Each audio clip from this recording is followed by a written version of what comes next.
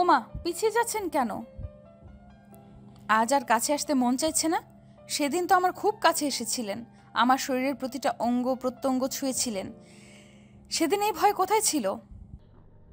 শুনুন, এসব ফালতু কথা বলা বন্ধ করুন। আমি জানি আমি একজন ধর্ষক। আমি আপনাকে ধর্ষণ করেছি। এটা এক্ষুনি গিয়ে আপনি আপনার পরিবারকে জানিয়ে দিন।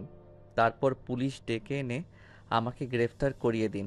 পাত্রী দেখতে এসে রীতিমতো ভূত দেখার মতো চমকে গেল অরিক সোভান। অক্ষিপটে ভেসে উঠল তার কিছুদিনের আগের সেই মুহূর্তগুলো। তবে সে কিন্তু একা চমকালো না, তার পাশে বসে থাকা তার বন্ধু নীরবও সমানতালে চমকেছে। নীরব খুব মনোযোগ সহিত তার সামনে বসে থাকা রমণীর আপাত মস্তক পরখ করে নিশ্চিন্ত হলো এই সেই মেয়ে। ঘাম ছুটে গেল তার, হাত দিয়ে কপাল মুছে বন্ধুর কানের কাছে মুখ নিয়ে ফিসফিসিয়ে বলল, দোস্ত, এটা সেই মেয়েটা না যাকে কয়দিন আগে তুই... বাকি কথা বলার আগেই অরিক নীরবের হাতে চাপড়ে ধরল। চোখ গরম করে তাকিয়ে চুপ থাকতে বলল তাকে। দমে গেল নীরব, কিন্তু মনের ভয় কমেনি তার। মেয়েটার এই নীরব চাহনি যেন তাদের ভয়কে আরও বাড়িয়ে তুলছে। বাড়ির বড়রা কথা বলবে, তাই সেই ফাঁকে অরিক আর রাইমাকেও আলাদা রুমে দেয়া হলো একটু কথা বলার জন্য। রাইমার কাজিনসরা তাদের রুমে রেখে বেরিয়ে গেল। অরিকের চোখ মুখ শুকনো, দেখেই বোঝা যাচ্ছে সে ভীষণ ভীত। চোখ তুলে মেয়েটির দিকে তাকাচ্ছে না পর্যন্ত। রাইমাও চুপচাপ দাঁড়িয়ে রইল অনেকক্ষণ। গভীর মনোযোগে পর্যবেক্ষণ করল সে অরিককে। তারপর সে অরিকের দিকে দু কদম এগিয়ে গিয়ে বলল, আমাকে চিনতে পারছেন? অরিক এবার তাকালো। সেই চাহনিতে ভয় ছাড়া যেন আর কিছুই দেখতে পারছে না রাইমা। রাইমা হাসলো খুব, বলল, এ কি, আপনাকে এত ভীতু দেখাচ্ছে কেন? ভয় পাবেন না, আমি কাউকে কিচ্ছু বলবো না। অরিকের কপালে বিস্ময়ের ভাঁজ পড়ল। ক্ষিপ্ত কণ্ঠে বলল, আমাকে চিনতে পেরেও কাউকে কিছু বলবেন না কেন? চাইলে আপনি এখনই আমাকে পুলিশে দিতে পারেন। আমি যা অন্যায় করেছি তার জন্য তো আমার কঠিন শাস্তি হবে। তাহলে আপনি আমাকে বাঁচিয়ে দিতে চাইছেন কেন? কি উদ্দেশ্য আপনার? রাইমা আরেক দফা হাসল। সুন্দরী মেয়েদের হাসি সুন্দর হলেও এই মুহূর্তে রাইমার হাসিটাকে ঠিক সুন্দর উপাধিটা দেওয়া যাচ্ছে না, কারণ তার এই হাসিতে সৌন্দর্য নেই, আছে বুক ভরা যন্ত্রণা আর হাহাকার। রাইমা হাসি থামালো, আরও কিছুটা এগিয়ে গেল অরিকের দিকে। রাইমার হঠাৎ এত কাছে আসে অরিক কিছুটা ঘাবড়ে গেল। এক কদম পিছিয়ে যেতেই রাইমা বিদ্রূপের সুরে বলল, ওমা, পিছিয়ে যাচ্ছেন কেন? আজ আর কাছে আসতে মন চাইছে না? সেদিন তো আমার খুব কাছে এসেছিলেন, আমার শরীরের প্রতিটা অঙ্গ প্রত্যঙ্গ ছুঁয়েছিলেন। সেদিন এই ভয় কোথায় ছিল? নিজের সমস্ত বাসনা মিটিয়ে আমায় রাস্তায় ফেলে রেখে তো দিব্যি বন্ধুকে নিয়ে চলে এসেছিলেন। তবে আজ কেন এত ইতস্তত বোধ করছেন? এই যে আমি আপনার কত কাছে। ছোঁন আমায়। কি হলো, পিছিয়ে যাচ্ছেন কেন? অনেক রেগে যায় তার কথায়। এখানে আসার আগে যদি একবার মেয়ের ছবিটা দেখে আসতো তাহলে আর তাকে এই সিচুয়েশনে পড়তে হতো না। নিজের দোষেই তার আজ এই হাল।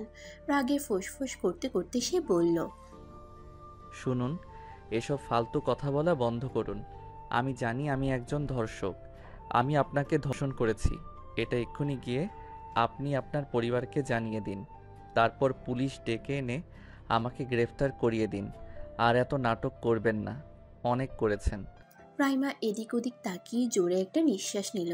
কথাগুলো দুর্মর গতিতে মস্তিষ্কে আলোড়ন তৈরি করছে তার। সে তাই শক্ত গলায় বলল, না, আপনাকে আমি পুলিশে দেব না। না, আমি এই ব্যাপারটা কাউকে জানাবো। আমার পরিবারের আপনাকে খুব পছন্দ হয়েছে, আর আমার মনে হয় আপনার পরিবারেরও আমাকে খুব পছন্দ। আপনার মার কথা শুনে তো তাই মনে হলো। এখন যখন দুই পরিবারেরই সব কিছু পছন্দ, তবে আর আমি বেঁকে বসবো না, আপনাকেই বিয়ে করব আমি। আরিক হতভম্ব হয়ে পড়ল। বিস্মিত হয়ে তাকিয়ে রইল মেয়েটার দিকে। অদ্ভুত, একটা মেয়ে কি করে তার ধর্ষককে বিয়ে করতে রাজি হয়, তাও আবার এত সহজে? অরিকের সন্দেহ হয়, মন বলছে তার মেয়েটার মাথায় অন্য কিছু চলছে। নিশ্চয়ই আগে থেকে কিছু প্ল্যান করে রেখেছে সে। না না, এই মেয়েকে কোনো মতেই বিয়ে করা যাবে না। অরিক সিদ্ধান্ত নিয়ে নেয়, সাফ গলায় জানিয়ে দেয় সে তাকে কোনোভাবেই বিয়ে করবে না। রাইমা তাচ্ছিল্যের হাসি দিয়ে জবাবে বলল, বিয়ে তো আপনাকে করতেই হবে অরিক সোভান, আর আমাকেই করতে হবে। মগের মুল্লুক নাকি? বলেছি তো আমি আপনাকে বিয়ে করব না। এখন আপনি যদি সবাইকে সবটা বলে দিতে চান তো বলে দিতে পারেন, আমার কিছু যায় আসে না। কথাটা উচ্চস্বরে বলে দু পকেটে হাত দিয়ে অন্যদিকে মুখ করে দাঁড়ালো সে। রাইমা বাঁকা হাসলো। আপনি যতটা সহজ ভাবছেন সব কিছু কিন্তু অতটাও সহজ না মিস্টার অরিক সোভান। কি বলুন তো, আমার না খুব শখ ছিল আমার একটা সংসার হবে, ছোট্ট ভালোবাসার একটা সংসার। সেখানে আমি আর আমার স্বামী অনেক সুখে থাকব। তারপর একদিন সেই ছোট্ট সংসারকে পূর্ণ করে দেওয়ার জন্য আমাদের একটা ছোট্ট পরী আসবে, যে তার জাদু দিয়ে আমাদের সুখকে আরো বাড়িয়ে দেবে। কিন্তু কিন্তু আপনি কিছু হতে দিলেন না, সব কিছু নষ্ট করে দিলেন। আমাকে ধর্ষিতা বানালেন, চরিত্রে কালি মাখালেন, আমার সতীত্ব হরণ করলেন, আমাকে জীবন্ত লাশ বানিয়ে ছাড়লেন। এখন এখন আপনিই বলুন, আমাকে কে বিয়ে করবে? কেউ কি যেচে পড়ে কোনো ধর্ষিতাকে বিয়ে করে? করে না তো। তাই এখন আপনাকেই আমার বিয়ে করতে হবে। আপনি চান কিংবা না চান, আমি আপনার বউ হব। কথাগুলো শেষ করেই চটজলদি চোখ মুছে নিল রাইমা। হঠাৎ করেই খুব কান্না পাচ্ছে তার। সেই ভয়ঙ্কর মুহূর্তগুলো বারবার চোখের সামনে ভেসে উঠছে। নিজের দেয়া সেই বীভৎস চিৎকারগুলো যেন নিজের কানেই বাজছে। পারছে না সে, না পারছে মরতে, না পারছে বেঁচে থাকতে। আর চোখের সামনের এই মানুষটাকে দেখে যেন তার এই যন্ত্রণা আরও বেড়ে গিয়েছে। খুব তো চলছিল তার সুন্দর সাধারণ জীবনটা, হঠাৎ কোত্থেকে এই অচেনা মানুষটা এসে অমানুষের মতো তার জীবনটা নষ্ট করে দিল, ধ্বংস করে দিল তার সমস্ত স্বপ্ন। এর জন্য সে কোনোদিনও এই মানুষটাকে ক্ষমা করতে পারবে না, কোনোদিনও না। মা, আমি ওই মেয়েকে বিয়ে করব না। কাপড় ভাঁজ করছিলেন লিমা সোভান। ছেলের তিক্ত কণ্ঠ শুনে ঘাড় ফিরিয়ে তার দিকে তাকালেন। বিরক্তিতে ভ্রু কুচকে বললেন, কেন, কি সমস্যা? অরিক নাকমুখ ফুলিয়ে কঠোর গলায় বলল। আমার ওকে পছন্দ হয়নি তাই। ছেলের কথায় বিরক্তির মাত্রাটা যেন আরো বাড়ল। তিনি বললেন, পছন্দ না হওয়ার কি কারণ? মেয়েরূপে গুণে সব দিক থেকে একদম পারফেক্ট। তাহলে কি জন্য তাকে পছন্দ হলো না? মা, ওর কথা বলার ধরন আমার ভালো লাগেনি। লিমা সোভান এবার জোরে নিঃশ্বাস নিলেন। ছেলের সমস্যাটা যেন ধরতে পেরেছেন। ছেলের কাছে এগিয়ে গেলেন তিনি। বুকের উপর দুহাত ভাঁজ করে গম্ভীর সুরে বললেন, এখন আর এসব কথা বলে কোনো লাভ নেই অরিক। কাল আমাদের পাকা কথা বলা হয়ে গিয়েছে, পরের সপ্তাহে তোমাদের বিয়ে। অযথা ফ্যাসেল বাঁধিও না। আমি জানি তুমি ইচ্ছে করে বিয়েটা ভাঙতে চাইছো, আর ওই মেয়েকে পছন্দ না হওয়ার কোনো কারণে আমি দেখছি না। তোমার বাবার আর আমার ওকে যথেষ্ট পছন্দ হয়েছে। সেই ক্ষেত্রে তোমার পছন্দ না হলেও চলবে। তোমার পছন্দের মেয়েগুলোকে আমার দেখা আছে। ওই ধরনের মেয়েকে আমি কখনো আমার বাড়ির বউ বানাবো না। তাই এখন এসব বাদ দিয়ে বিয়ের প্রিপারেশন নাও, যাও। অরিকের চোখ মুখ কালো হয়ে যায়। মাকে কি করে বোঝাবে কেন সে এই মেয়েকে বিয়ে করতে চাইছে না? সত্যিটাও তো বলতে পারছে না। মা জানলে তাকে কোনোদিনও ক্ষমা করতে পারবে না। এদিকে সে এটাও টের পাচ্ছে তার জন্য সামনে খুব খারাপ কিছু অপেক্ষা করছে। ওই মেয়ে তাকে এমনি এমনি বিয়ে করছে না, নিশ্চয়ই এর পেছনে তার কোনো ভয়ানক উদ্দেশ্য আছে। শুনেছে মেয়েদের যখন আর কিছু হারানোর ভয় থাকে না, তখন নাকি তারা জানোয়ারের চেয়েও হিংস্র হয়ে ওঠে। তবে কি এবার তাকেও রাইমার হিংস্রতার শিকার হতে হবে? কথাগুলো ভাবতেই গলা শুকিয়ে উঠে তার। যেই ছেলে আজ পর্যন্ত কাউকে পরোয়া করতো না, সে আজ এক সাধারণ মেয়ের ভয়ে এইভাবে অস্থির হয়ে উঠছে। নিজেকেই যেন চিনতে পারছে না অরিক। তার এই একটা ভুল তার জীবনটাকে যে ঠিক কিভাবে এলোমেলো করে দিবে সেটা সম্পর্কে আদৌ তার কোনো ধারণা নেই। মায়ের কথায় মন মরা হয়ে রুমে এসে বসলো অরিক। অস্থির মনটা কিছুতেই শান্ত হচ্ছে না। শুয়ে বসে কোনো কিছুতেই শান্তি মিলছে না যেন। এসির পাওয়ারটা আরও কমিয়ে দিল, যেন একটু হলেও শরীরের উষ্ণতাটা কমে। মনে যেন প্রশান্তি পাই। বিছানায় গা এলিয়ে দিয়ে নীরবকে কল লাগালো। ওপাশ থেকে কল রিসিভ হতেই অরিক বলে উঠল, ফ্রি থাকলে এক্ষুনি বাসায় আয়। নীরব আর কথা বাড়ালো না, সোজা অরিকদের বাসায় চলে এলো। 6তলা বিল্ডিংয়ের 4তলার এক বিশাল অ্যাপার্টমেন্টে থাকে তারা।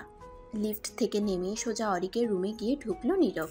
বিছানায় এলোমেলো হয়ে শুয়ে থাকা অরিকের অবস্থা দেখিয়ে নীরব টের পেল সে কতটা দুশ্চিন্তায় আছে। নীরব গিয়ে বসলো তার পাশে, ক্ষীণ সুরে বলল, দোস্ত কি হবে এখন?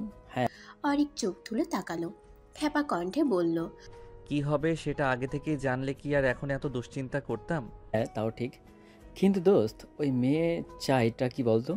তুই ওকে রেখেছো, তোকে কিছুই করলো না, উল্টো তোকে বিয়ে করতে চাইছে। ব্যাপারটা না ঠিক আমার মাথায় ঢুকছে না রে। অরিক উঠে বসলো, চিন্তিত কণ্ঠে বলল, সেটাই তো আমি বুঝতে পারছি না। মেয়েটা আসলে চাই কি, তার মনে কি চলছে? এইটুকু আমি নিশ্চিত যে এমনি এমনি এই মেয়ে আমাকে বিয়ে করছে না, নিশ্চয়ই এর পেছনে কোনো গভীর উদ্দেশ্য আছে। নীরব ভয়ার্ত দৃষ্টিতে অরিকের দিকে তাকায়, বলে, তোর জন্য আমিও ফেসে গেছি। সেদিন বারবার বারণ করেছিলাম, শুনিসনি আমার কথা। ইচ্ছে মতো মেয়েটার সাথে, আর এদিকে আমি কিছু না করেও ফেসে গেছি। ওই মেয়ে আমাকেও ছাড়বে না, যেভাবে কালকে আমার দিকে তাকাচ্ছিল। অরিক দীর্ঘশ্বাস ফেলে, বলে, সেদিন অনেক বেশি নেশা করে ফেলেছিলাম। নেশার ঘোরে যে এসব করে ফেলবো জীবনে কল্পনাও করিনি। আর ওই মেয়ে অত রাতে ওই রাস্তায় কি করছিল? আর সবচেয়ে বড় কথা হলো আমি তখন নেশার ঘোরে ছিলাম, তাই ওকে একটু টিস করে ফেলি। তাই বলে কি ও আমাকে চড় মারবে? এই একটা চড়েই তো আমার মাথা গরম হয়ে যায়, তাই রাগ সামলাতে না পেরে এত কিছু করে ফেলি। এখন বুঝতে পারছি কি করেছি, কিন্তু এখন আর কিছু করারও নেই। না জানি আমার কপালে কি আছে। চোখ বুঝে ঘন ঘন নিঃশ্বাস ফেলতে থাকে অরিক। নীরব ভীত সন্ত্রস্ত মন নিয়ে বসে বসে ভাবতে থাকে কি করা যায়। ভাবতে ভাবতেই সে হঠাৎ বলে ওঠে, দোস্ত, এক কাজ কর, তুই এই মেয়েটার কাছে ক্ষমা চেয়ে নে। দরকার পড়লে পা ধরে ক্ষমা চা। আমার মনে হয় মেয়েটা তোকে ক্ষমা করে দিবে। অরিক হতাশ কণ্ঠে বলে, একটা মেয়ের সবথেকে মূল্যবান সম্পত্তি হলো তার সতীত্ব। সেই সতীত্বটাকেই আমি নষ্ট করে দিয়েছি। তোর কি মনে হয় মেয়েটা আমাকে এত সহজে ক্ষমা করে দিবে? নীরব চুপ হয়ে যায়। না, দিবে না। সে যদি মেয়ে হতো তবে সেও দিত না। কিন্তু ওই যে পুরুষ মানুষ রাগের বশে মারাত্মক ভুল করে ফেলেছে, সেই ভুলের প্রায়শ্চিত্ত তো এবার তাদের করতেই হবে। অনেকক্ষণ বসে দুই বন্ধু কথা বলল। তারপর একসময় নীরব চলে গেল তার বাসার দিকে। কেউই কোনো উপায় আওড়াতে পারল না। ভাবতে ভাবতে ক্লান্ত হয়ে এক পর্যায়ে তারা আশাই ছেড়ে দিল। ভেবে নিল ভাগ্যে যা আছে তাই হবে। নীরব যেতেই অরিক গোসলের জন্য উঠল। টাওয়ালটা গলায় ঝুলিয়ে ওয়াশরুমের দিকে পা বাড়াতেই হঠাৎ সে তার ফোনে পরপর অনেকগুলো নোটিফিকেশনের শব্দ পেল। সে এগিয়ে গিয়ে বিছানা থেকে ফোনটা হাতে নিয়ে দেখলো কিসের এত নোটিফিকেশন। ফোনের স্ক্রিনে তখন একটা আননোন নাম্বার থেকে কিছু মেসেজ দেখতে পেল। অরিক সেটা দেখার জন্য হোয়াটসঅ্যাপে ঢুকলো। তারপর সেই নাম্বারে গিয়ে দেখলো অনেকগুলো ছবি। আর সেই ছবিগুলো আর কারণ না, রাইমার বেশ কয়েকটা শাড়ি গায়ে দিয়ে তোলা ছবি। তার নিচে একটা ছোট্ট মেসেজ, আচ্ছা, কোন শাড়িতে আমাকে বেশি মানাচ্ছে একটু বলুন তো? অরিক এবার নিশ্চিন্ত হলো এটা রাইমার নাম্বার। সঙ্গে সঙ্গে ভীষণ বিরক্তও হলো সে। এই মেয়েটা তাকে কেন মেসেজ দিচ্ছে? সিন করেও রিপ্লাই দিল না। ফোনটা বিছানায় ছুঁড়ে ফেলে ওয়াশরুমে চলে গেল সে। ওয়াশরুম থেকে বেরিয়ে চুল মুছতে মুছতে কৌতূহল বশত অরিক আবার ফোনটা চেক করলো। চোখ যেন এবার বেরিয়ে আসবে তার। 120টা মেসেজ, আর এটা ক্রমাগত বেড়েই চলছে। তাড়াতাড়ি সে ইনবক্স ওপেন করে দেখে রাইমা তাকে লাগাতার মেসেজ দিয়েই যাচ্ছে। তার একটাতে লেখা, সিন করেও রিপ্লাই দিচ্ছেন না কেন অরিক সোভান? এত ভয় পান আমায়? পাশে দুটা হাহা ইমোজি। মেসেজটা দেখা মাত্রই রাগে চোখ মুখ লাল হয়ে ওঠে অরিকের। সে ডিরেক্ট কল দেয় সেই নাম্বারে। সঙ্গে সঙ্গে রিসিভ হয়ে যায়। রাগী গলায় অরিক বলে, কি শুরু করেছেন আপনি? এত মেসেজ কেন দিচ্ছেন? ওপাশ থেকে ক্ষীণ হাসির শব্দ শুনতে পেল সে। জবাবে রাইমা বলল, বারে, আমি বুঝি আমার হবু বরকে মেসেজ দিতে পারবো না? রাগটা ধপ করে বেড়ে যায় অরিকের। চেঁচিয়ে উঠে বলে, মজা করা বন্ধ করুন। ইচ্ছে করে করছেন এসব, তাই না? আমি জানি আপনার উদ্দেশ্য খুব খারাপ, তাই যা বলার সরাসরি বলুন। অযথা এত নাটক করবেন না। রাইমা বাঁকা হাসে, বলে, নাটক করছি? বাহ, আপনি তো খুব চালাক। যাই হোক, আমার নাটকে কিন্তু আপনার পরিবার খুব সুন্দর ফেসে গেছে। এবার আপনার পালা। জানেন তো আপনি আমার জীবনে খুব স্পেশাল একটা পার্সন। আপনাকে আমি আমার জীবন থেকে দূরে সরে যেতে দেব না। আপনাকে আমার লাগবে। আমার অন্ধকার জীবনের প্রতিটা হিসাব নিকাশ মেটানোর জন্য আপনাকে আমার প্রয়োজন। তাই নাটক বলুন আর যাই বলুন, আপনাকে আমি ফাঁসিয়েই ছাড়বো। কথাটা বলেই বিকট শব্দে হেসে কলটা কেটে দেয় রাইমা। অরিক স্তব্ধ হয়ে দাঁড়িয়ে থাকে। কোনোরূপ প্রতিক্রিয়া নেই তার মাঝে। তবে কি সত্যি তার সাথে ভয়ানক কিছু হতে চলেছে? রাইমা ফোন রাখতেই তার রুমে তার মা এলেন। রুফাইদা খানম হাতে কিছু গয়না নিয়ে এসে বিছানার এক কোণে বসলেন। তারপর রাইমাকে ইশারা দিয়ে তার পাশে বসতে বললেন। রাইমাও বসল। রুফাইদা খানম একে একে গয়নাগুলো আলাদা করে সুন্দর করে রাখলেন। তারপর তার মধ্যে থেকে একটা মোটা চেইন আর একজোড়া দুল রাইমার হাতে দিয়ে বললেন, এগুলো তোকে দিলাম মা, মার স্মৃতি হিসেবে তোর কাছে রেখে দিস। রাইমা তার হাতের গয়নাগুলোর দিকে তাকালো, তারপর আবার চোখ তুলে মায়ের দিকে তাকালো, বিষণ্ণ হেসে বলল, মা, তুমি আমার কাছে অমূল্য সম্পদ। তোমাকে মনে রাখার জন্য আমার কোনো জিনিসের প্রয়োজন নেই। আমার মনে প্রাণে মস্তিষ্কে আজীবন তুমি আর বাবা থাকবে। তোমাদের মনে রাখার জন্য আমার এসবের প্রয়োজন নেই মা। রাইমা মৃদু হাসলেন, মেয়ের মাথায় হাত রেখে বললেন, তা আমি জানি মা, কিন্তু আমি তো তোর মা। মা হয়ে মেয়েকে তার বিয়েতে কিছু দিব না? সরি, আমার আহামরি কিছু নেই রে মা। এই যে এই গয়নাগুলো তোকে দিলাম, আর বাকি 2টা চেন আমি আমার নাতি নাতনিদের জন্য রেখে দিলাম। ভবিষ্যতে ওদের দেখতে হবে না? কথাগুলো বলতেই ওনার মুখে যেন অন্যরকম একটা হাসি ফুটে উঠল। মায়ের ওই হাসি মুখখানা দেখে রাইমার মন ধক করে উঠল। এটুকু সময়ে নাতি নাতনিকে নিয়েও ভেবে ফেলেছেন তিনি, অথচ তার মা জানেও না তার মনে কি চলছে, তার সাথে কি হয়েছে, সে কিভাবে দিন কাটাচ্ছে। রাইমা আর কিছু বলল না। কিছু মিথ্যে স্বপ্ন দেখে যদি কারো মনে সুখ আসে, তবে থাকুক না সেই সুখটা। কি দরকার সত্য বলে সেটাকে বিগড়ে দেওয়ার। যা, এইগুলো আলমারিতে রেখে আয়, তারপর গোসল করে খেয়ে দিয়ে রেডি হ, বাইরে যেতে হবে। আলমারি খুলতে খুলতে রাইমা জিজ্ঞেস করলো, কোথায় যাবে মা? উমা, মার্কেটে যেতে হবে না? কয়দিন পর বিয়ে, কিছুই তো শপিং করা হয়নি। রাইমা ঘুরে তাকালো, আলমারিটা বন্ধ করে আবারও এসে মায়ের পাশে বসলো। মায়ের হাত দুটো জড়িয়ে ধরে অপরাধী কণ্ঠে বলল, আচ্ছা মা, আমি তো আজ পর্যন্ত তোমার কাছ থেকে কিচ্ছু লুকাইনি। যখন যা করেছি সব বলেছি তোমায়। তুমিও আমাকে সবসময় সাপোর্ট করেছো। যদি কোনোদিন শোনো আমি তোমার কাছ থেকে কিছু লুকিয়েছি আর সেটা খুব বড় কিছু, তাহলে আমাকে ক্ষমা করতে পারবে? রুফাইদা খানমের কপালে এবার ভাঁজ পড়ল। মেয়ের গালে হাত রেখে চিন্তিত কণ্ঠে তিনি বললেন, কি হয়েছে মা তোর? কোনো সমস্যা? কি লুকানোর কথা বলছিস? রাইমার বুকটা কাঁপছে, আর পারছে না যেন। নিজের সাথে ঘটে যাওয়া সেই ভয়ঙ্কর ঘটনাটা চিৎকার করে মাকে বলতে ইচ্ছে করছে, কিন্তু পারছে না। মা যে সহ্য করতে পারবে না। হাই প্রেশারের রোগী, স্ট্রোক করবে সঙ্গে সঙ্গে, কিন্তু এত কিছু মনে চেপে রেখেও থাকতে পারছে না। কষ্ট হচ্ছে খুব। রাইমা কোনো জবাব না দিয়ে মাকে জড়িয়ে ধরল। রুফাইদা খানম যেন এতে আরও অবাক হলেন, কিন্তু তিনি এখনই কিছু বললেন না। মেয়েকে তিনি বিশ্বাস করেন, ভরসা করেন, তাই এখন আর এসব নিয়ে মাথা না ঘামিয়ে তিনি বললেন, আমি জানি তুই এমন কিছু করবি না যার জন্য আমি তোকে ক্ষমা করতে পারবো না। তোর প্রতি আমাদের সেই আস্থা আছে। এখন এসব বাদ দিয়ে তাড়াতাড়ি গোসল করে আয়, আমি রান্নাঘরে যাচ্ছি। মাকে ছেড়ে মুচকি হেসে রাইমা মাথা নাড়ালো। তারপর মা চলে যেতেই বিষণ্ণ দীর্ঘশ্বাস ফেলে ওয়াশরুমে ঢুকতো গোসল করতে। মা, আমি শপিংয়ে যেতে পারবো না, আমার কাজ আছে। একটা দেব ধরে, তোমার কাজ মানেই তো বন্ধুদের সাথে আড্ডা দেয়া। চুপচাপ রেডি হও, রাইমারও বেরিয়েছি, তাদের সাথেই আমরা শপিং করব। কি? চেঁচিয়ে উঠল অরিক, নাক মুখ কুচকে বলল, ইম্পসিবল, ওদের সাথে আমি কিছুতেই শপিং করব না। লিমা সোফান এবার রেগে গেলেন, বললেন, আমার হাতে মার খেও না কিন্তু। তুমি ওতে যথেষ্ট বড় হয়েছো, এই বয়সে মার হাতে মার খাওয়াটা শোভা পায় না। তাই ভালো ভালো বলছি, রেডি হয়ে গাড়ি বের করো, আমি আর নীরা নিচে আসছি। কথাটা বলে তিনি সোজা বেরিয়ে গেলেন। এদিকে অরিক রাগে ক্ষোভে ফেটে পড়ছে। আবার ওই মেয়েকে দেখতে হবে, আবার এর কথা শুনতে হবে। উফ, পারছে না নিজের চুল নিজে ছিঁড়ে ফেলতে। রাগে কোনো রকমে রেডি হয়ে অরিক নিচে গ্যারেজে চলে গেল গাড়ি বের করতে।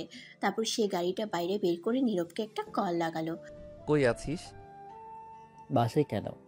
আমার সাথে একটু বেরোতে হবে। কোথায় যাবে? মা আর নীরাকে নিয়ে একটু শপিংয়ে যাব। ও, বিয়ের শপিং করবে নাকি? তাহলে এক কাজ করিস, তোর আর আমার জন্য কাপড়টাও কিনে রাখিস, কারণ তোর বিয়ের পরপরই তো এটা আমাদের লাগবে, তাই না? বিদ্রুপের সুরে কথাটা বলে নীরব। অরিক খেপে গিয়ে বলে, লাত্তি খাবি শালা, কথা কম বলে তাড়াতাড়ি বাড়ির সামনে আয়। তা না হয় এলাম, কিন্তু এটা বলতে ওই মেয়ে আমার তোদের সাথে শপিং করবে না তো? অরিক জানে নীরবকে সত্যিটা বললেও জীবনে তার সাথে যাবে না, তাই সে মিথ্যে বলল। আরে না, ও যাবে না, আমি, মা আর নীরা যাব শুধু। তাহলে ঠিক আছে, আমি আসছি। ফোনটা পকেটে রেখে স্বস্তির নিঃশ্বাস ফেলে অরিক। বন্ধু পাশে থাকলে কিছুটা হলেও ভয় কম লাগবে তার, নয়তো ওই মেয়ের কথা আর তাকানোর ধরন দেখলেই বুক কেঁপে ওঠে যেন। উফ, সাংঘাতিক একটা মেয়ে। সেদিন যেভাবে ওকে ছেড়ে এসেছিল, বাঁচবে না বলেই তো মনে হয়েছিল, অথচ সে এখন দিব্যি বেঁচে আছে। শুধু বেঁচে আছে বললে ভুল হবে, তাকে জ্বালিয়ে মারছে। কথাগুলো ভেবেই ভীষণ রকম বিরক্ত হলো অরিক। গাড়িতে উঠে ঠাস করে দরজাটা লাগিয়ে বসে রইল। কিছুক্ষণ পর অরিকের মা আর বোন এসে গাড়িতে বসতেই সে গাড়ি স্টার্ট দিল। কিছুটা পথ গিয়ে মাঝ রাস্তা থেকে নীরবকেও পিক করে নিল। প্রায় আধ ঘন্টার রাস্তা পেরিয়ে তারা মার্কেটে এসে পৌঁছালো। নীরব ফার্স্টে গাড়ি থেকে নেমে লুকিং গ্লাস দিয়ে চুলগুলো একটু ঠিক করে সোজা হয়ে দাঁড়ালো। তারপর এদিক ওদিক তাকিয়ে সামনে বিশাল শপিং মলটার দিকে তাকাতেই তার যেন হুঁশ উড়ে গেল। ভয়ার্ত দৃষ্টিতে কিছুক্ষণ সেদিকে তাকিয়ে থেকে উল্টো দিকে হাঁটা দিতেই অরিক এসে পেছন থেকে কলার টেনে ধরল। কই যাস বেটা? নীরব পেছনে ঘুরে দাঁতে দাঁত চেপে বলল, তুই না বললে মেয়ে আসবে না, তাহলে ওইটা কে? ওইটা যেই হোক না কেন, তোকে এত পাত্তা দিতে হবে না। তুই শুধু আমার সাথে সাথে থাকবি, এইটুকুই তোর কাজ। নীরব অসহায়ের মতো অরিকের দিকে তাকালো, যেন এক্ষুনি কান্না করে দিবে। এই মুহূর্তে তার ইচ্ছে করছে এই ছেলেটাকে এক্ষুনি খুন করে দিতে। শালা নিজে তো মরবে, সাথে তাকেও মারবে। রাইমা মিষ্টি হাসলো অরিকদের দেখে, তবে সেই মিষ্টি হাসিটাও ক্যাকটাসের কাটার মতন গিয়ে বিঁধল অরিক আর নীরবের বুকে। দুজনেই গম্ভীর গম্ভীর চোখ মুখ নিয়ে সেদিকে গেল। অরিকের বোন নীরা রাইমাকে পেয়ে খুব খুশি, আর লিমা সোভানও খুশি হলেন ভীষণ।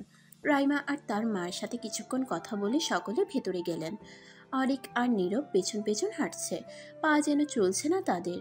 নীরব বারবার চেষ্টা করে যাচ্ছে কোনো রকমে পালিয়ে যাওয়ার, কিন্তু অরিকের জন্য পারছে না। তারা একটা বড় শাড়ির শোরুমে ঢুকে একে একে শাড়ি দেখতে থাকে সকলে। তখনও অরিক আর নীরব অনেকটা দূরে দাঁড়িয়ে নিজেদের মধ্যে কথা বলতে থাকে। সে সময় নীরা তাদের কাছে আসে, বলে, এই ভাইয়া, তুমি এখানে দাঁড়িয়ে আছো কেন? ওই দিকে আসো, ভাবির জন্য শাড়ি পছন্দ করে দিবে। অরিক কলা গলায় জবাব দিল, আমি কেন পছন্দ করব? যার জন্য শাড়ি কিনবে সে তো নিজে এসেছে, তাকে কি জিজ্ঞেস কর। আমাকে এসবের মধ্যে একদম টানবি না। নীরা বিরক্ত কণ্ঠে বলল, উফ ভাইয়া, তুমি এমন কেন বলো তো? একটু তো রোমান্টিক হতে পারো। নিজের হবু বউকে একটু শাড়ি বেচে দিলে কি হয়? এই নীরব ভাইয়া, আপনি বলেন না কিছু। নীরব বোকা বোকা হেসে নীরার কথার সাথে তাল মিলিয়ে বলল, হ্যাঁ হ্যাঁ, আমিও তো সেটাই বলছিলাম। এই দোস্ত, যা তো, ভাবিকে একটু হেল্প কর। অরিক দাঁত কিরমিরিয়ে নীরবের দিকে তাকালো, যেন এক্ষুনি তাকে আস্ত চিবিয়ে ফেলবে। নীরব ভয়ে ছোট্ট ঢোক গিলে অন্যদিকে ঘুরে দাঁড়ায়। নীরা অরিকের হাত টেনে বলে, চল না ভাইয়া। সেই সময় আবার অরিকের মাও তাকে ডেকে ওঠে। এবার আর ছাড়া পাবে না সে। মা যখন ডাকছে তখন যেতেই হবে, নয়তো সকলের সামনে এসেই ছাড়ি দেওয়া শুরু করবে। অরিক বিরক্ত ভঙ্গিতে এগিয়ে গেল সেদিকে। নীরা তাকে নিয়ে দাঁড় করালো রাইমার পাশে। এতে যেন তার আরও গা চলে উঠল। দু হাত পকেটে পুরে শক্ত হয়ে দাঁড়িয়ে রইল।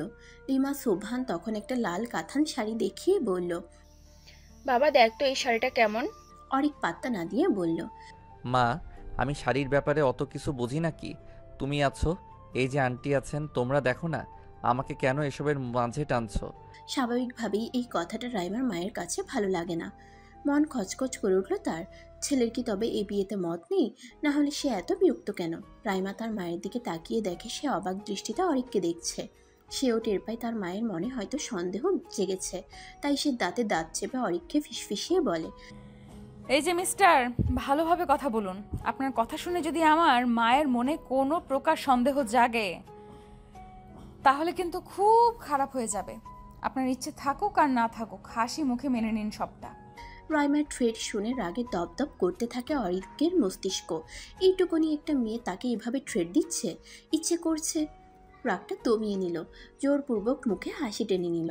অস্বস্তিতে মাথা চুলকিয়ে আমতা আমতা করে বলল, না মানে আম্মু, এই শাড়িটা অত একটা ভালো লাগছে না। তুমি ওই ডার্ক রেড কালারটা দেখো। তার কথা মতো দোকানদার সেই শাড়িটা নামিয়ে দিল। অরিক সেটা ঘেটে ঘেটে দেখে বলল, বাহ, এটা বেশ সুন্দর, রাইমাকে সুন্দর মানাবে। অরিকের কথা শুনে দুই মাই মুচকি মুচকি হাসলো। নীরাও লাফিয়ে উঠে বলল, এই না হলে আমার ভাই কত সুন্দর বুঝে গেল বউকে কোনটাতে বেশি মানাবে। অরিক মেখি হেসে শাড়িটা রেখে দিল। রাইমা তখন শাড়িটা হাতে নিয়ে বলল, কিন্তু আমার এটা পছন্দ হয়নি। আমি আন্টির পছন্দ করা ওই রেড কাতানটাই নিব। এবার অনেক বেশি বিরক্ত হলো অরিক। যদি নিজের পছন্দেই নিতে হয় তাহলে ঢং করে আর তাকে পছন্দ করতে বলা হলো কেন? সে তখন তাচ্ছিল্যের সুরে বলল। সমস্যা নেই, আমার যেটা পছন্দ আপনি সেটাই নিন। তারপর অরিক আর কোনো কথা বলল না, জোরে একটা নিঃশ্বাস ফেলে চুপচাপ দাঁড়িয়ে রইল কেবল। অনেক কিছু কেনাকাটা করলো, কিন্তু কথা হলো এর মাঝেই নীরব ভেগে গিয়েছে। এই নিয়ে চরম ক্ষেপে আছে অরিক। ছেলেটাকে একবার হাতে পেলে আর আস্ত রাখবে না। একে তো এই নিয়ে রাগ, তার উপর শপিং করতে এসে ঘুরতে ঘুরতে তার অবস্থা খারাপ। রাইমার জন্য রাগ দেখিয়ে কিছু বলতেও পারছে না। মেয়েটা চোখের ইশারা দিতেই যেন অদ্ভুতভাবে সে চুপ হয়ে যায়। নিজেই নিজেকে থাপড়াতে মন চাচ্ছে তার। একটা ছেলে হয়ে সে এইভাবে একটা মেয়েকে ভয় পাচ্ছে, ভাবতেই রাগে কেঁপে উঠছে সে। সব শেষে বেরিয়ে আসার সময় রাইমা আর অরিককে একটু আলাদা সময় দেয়া হলো কথা বলার জন্য। সেখানেও অরিক চোয়াল শক্ত করে দাঁড়িয়ে রইল কেবল। রাইমা হাসলো, যেন বিদ্রুপ ছড়িয়ে পড়ছে সেই হাসিতে। বলল, আহারে, আমার হবু বরটার চোখ মুখ কেমন শুকিয়ে গেছে। ঠিকমতো খাওয়া দাওয়া করে না বুঝি? অরিক নাক পাল্লা ফুলিয়ে রাগ দমানোর চেষ্টা করছে। রাইমা বুঝলো ব্যাপারটা, সে আবারও হাসলো। এক কদম এগিয়ে এসে বলল, অতিরিক্ত রাগ মানুষকে ধ্বংস করে দেয়, জানেন তো? আর দেখবেন আপনার এই অতিরিক্ত রাগ আপনারও ধ্বংস বয়ে আনবে। অরিক তাও কিছু বলল না, কেবল দাঁত দিয়ে নিচের ঠোঁটটা কামড়ে ধরল। রাইমা কিছুক্ষণ তার দিকে তাকিয়ে থেকে সেখান থেকে চলে গেল। রাইমা চলে যেতেই অরিক তার সামনে থাকা দেয়ালটাই সজোরে খুশি মারল। দাঁতে দাঁত চেপে ক্ষুব্ধ কণ্ঠে বলল, না, এবার এই মেয়ের একটা ব্যবস্থা করতেই হবে। বাসায় ফিরে ক্লান্ত হয়ে বিছানায় শুয়ে পড়ল অরিক। মন মেজাজ একেবারে তুঙ্গে উঠে আসে তার। অনেকক্ষণ সে চোখ বুজে শুয়ে রইল। হঠাৎ তার ফোনটা বেজে উঠল। ফোনটা হাতে নিয়ে সে দেখল নীরব কল দিচ্ছে। রাগে যেন ঘি পড়ল এবার। কলটা রিসিভ করেই অকথ্য ভাষায় গালাগাল করতে লাগলো তাকে। বেচারা ভয়ে চুপচাপ সব হজম করে নিল। এক পর্যায়ে অরিকও হয়রান হয়ে দম ফেলল। তখন নীরব ভয়ে ভয়ে বলল, দোস্ত, আসলে খুব জরুরি একটা কাজ পড়ে গিয়েছিল তো, তাই চলে আসতে হয়েছে, নাহলে আমি জীবনও আসতাম না।